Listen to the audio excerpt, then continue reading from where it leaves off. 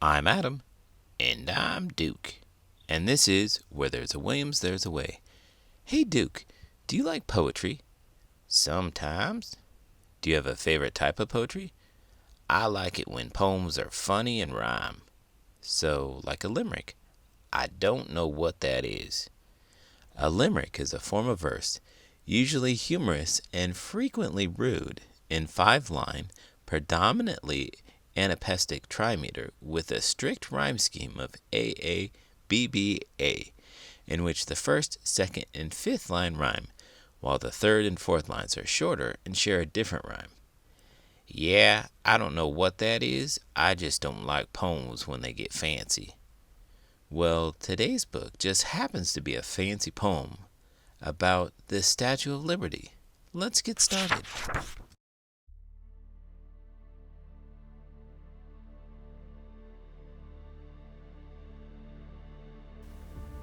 Emma's Poem, The Voice of the Statue of Liberty, by Linda Glaser, with paintings by Claire A. Nivola. To the immigrants, then and now, L.G.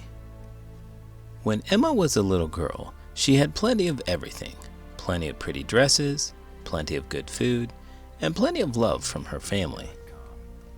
She lived in a large, comfortable house in New York City with her mother and father and her sisters and brother. She loved to read, and she had plenty of books. She loved to write, and she had plenty of time to create stories and poems. All the people Emma knew had plenty of good food and fine clothes. They had plenty of everything. Even when Emma was all grown up, and by then a well-known writer, she still only knew people who had plenty of everything. But one day, Emma visited Ward's Island in New York Harbor. There she met very poor immigrants whom she had only heard about. They had traveled a long way across the ocean by boat. They wore ragged clothing and looked tired and sad. Some were sick. All of them were hungry. They were the poorest people Emma had ever seen. Her heart hurt to see them. They were Jews like Emma. Some were well educated like Emma, but they had been treated very badly in Eastern Europe. Their homes had been burned. Friends and relatives had been killed. They had made the long, hard journey to America, hoping for a better life. Emma felt she must help them. At that time in the 1880s, people believed that a fine lady like Emma should not mingle with poor people. But Emma often visited the immigrants. She helped them learn English and get training for jobs. In time, she made friends with many of them. I gotta tell you, there's one thing that I really noticed that the poor people and the fancy people have in common. What's that? They're all people that deserve to live the American dream? No. That regardless of how much money they were still joined by their Jewish faith? No. Then what? That a large percentage of both the poor people and the fancy folk have nice hats. Oh, you and your hats. Emma knew that in her own city many people did not care about the immigrants. People said they were so ragged and poor, they'd ruin the country. In those days, women kept their thoughts quiet. But Emma wrote about the immigrants for the newspaper and in poems. She told with great feeling how badly they needed help. She explained that with help, they'd give back to the country. Many people read her writing. Some began to care, but still, many did not. One day, Emma heard about a statue being constructed in France as a gift of friendship for the United States. It was meant to show the great love of liberty that both countries shared.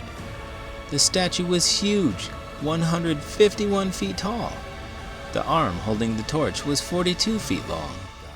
The statue would be erected right in New York Harbor.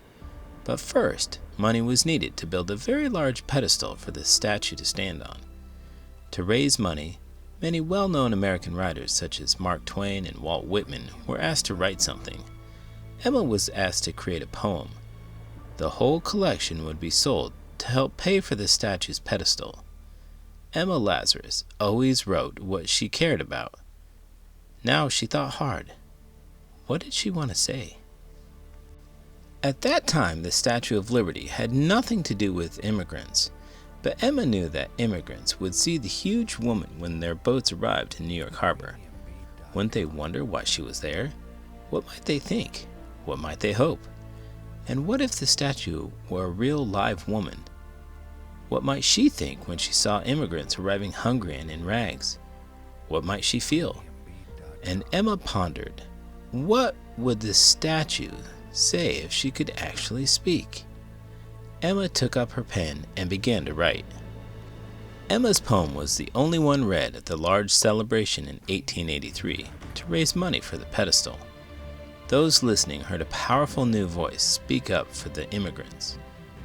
In the last few lines of Emma's poem, they heard the huge statue send out a welcome to immigrants and boldly tell the world, "Give me your tired, your poor, your huddled masses yearning to breathe free." Good for her. It was like she was starting an international welcoming committee. You know, I've never thought about it like that before, but I think you're right. America is supposed to be a melting pot of people and cultures. So why not encourage us to welcome all those people?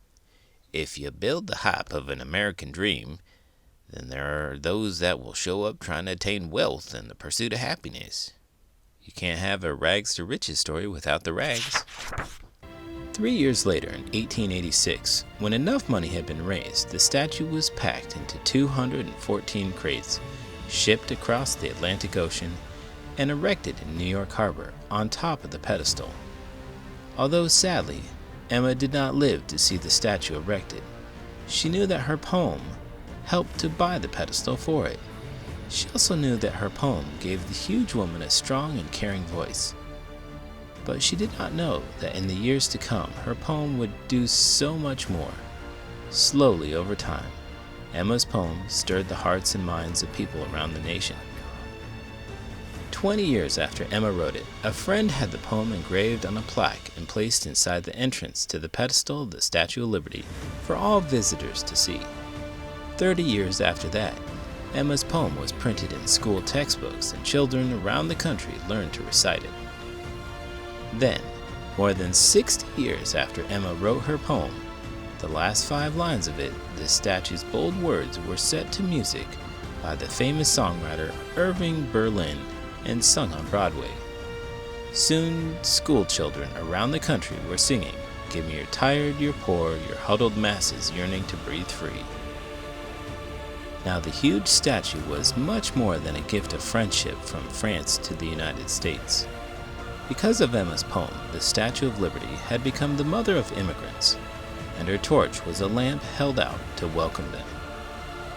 Today, Emma's poem is so well known that when people look at the Statue of Liberty, they can almost hear her speaking. "Give me your tired, your poor, your huddled masses yearning to breathe free, the wretched refuse of your teeming shore. Send these, the homeless, tempest-tossed to me. I lift my lamp beside the golden door." Oh no, she never lived long enough to see the statue after it was built. Regardless, she helped create something much larger than herself. For sure, 151 feet tall. She created a poem that was part of a movement to welcome and inspire with a fancy poem. Even though it's fancy, I still like it, especially the part about your huddled masses yearning to breathe free. Speaking of liking things, if you like this video, feel free to give it a thumbs up and subscribe to the channel. I'm Adam. And I'm Duke. And this is Where There's a Williams, There's a Way. Author's note. Emma Lazarus was a writer at heart. Born in 1849 into a wealthy Jewish family in New York City, she wrote many poems, stories, and articles during her short life and was already a highly respected writer at 38 years old when she died of Hodgkin's disease. Emma was also a fervent humanitarian. Dr. Gothiel of the Hebrew Immigrant Aid Society brought her to Ward's Island because she was already expressing concern for the immigrants. Witnessing their terrible poverty, Emma became fiercely determined to help. She worked in the Hebrew Immigrant Aid Society and also raised money for it, strongly believing that if immigrants received job training and education, they would contribute to society. Emma Lazarus wrote the new Colossus, the poem about the Statue of Liberty, in 1883 when she was 34 years old. Thanks to Emma's friend, Georgina Schulier, the poem was engraved on a bronze plaque and placed inside an entryway of the statue's pedestal, thus saving it for posterity. The bold words that Emma gave the statue to speak are the most famous of all her poetry, and are permanently linked with the statue and known throughout the world. Now on display in the Statue of Liberty Museum, the poem is viewed by millions of visitors each year and continues to stir the hearts of people in the United States and give hope to all those around the world who yearn to breathe free. The New Colossus by Emma Lazarus. Not like the brazen giant of Greek fame, with conquering limbs astride from land to land, here at our sea-washed sunset gate shall stand a mighty woman with a torch, whose flame is the imprisoned lightning, and her name, Mother of Exiles. From her beacon hand glows worldwide welcome. Her mild eyes command the air-bridged harbor that twin cities frame. Keep ancient lands your storied pomp, she cries with silent lips. Give me your tired, your poor, your huddled masses yearning to breathe free, the wretched refuse of your teeming shore. Send these, the homeless, tempest-tossed to me. I lift my lamp beside the golden door. Did you know? The iron structure of the Statue of Liberty is capable of shifting in the wind without cracking or bending. Lady Liberty can sway up to 3 inches in any direction during heavy winds, while her torch can sway up to 5 inches.